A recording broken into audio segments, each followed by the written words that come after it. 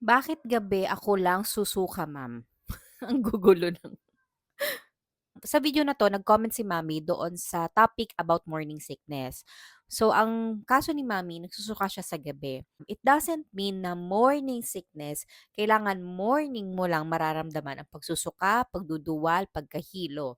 Tinawag lang siyang gano'n because mostly nararamdaman siya pagtayo mo pa lang, pagbangon mo pa lang. Pero walang definite time, anytime sa buong araw puwede kang makaramdam ng pagkahilo, pagsusuka, or any pregnancy symptoms, puwede mo 'yun maramdaman within the day, any time of the day. It is normal or okay lang 'yan nararamdaman mo kung nahihilo ka, nagsusuka ka sa gabi.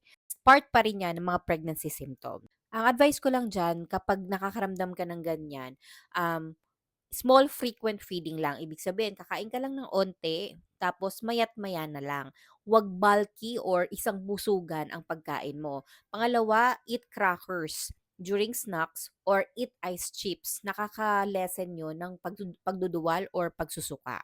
So, yun lang, mommy. I hope this video helps you.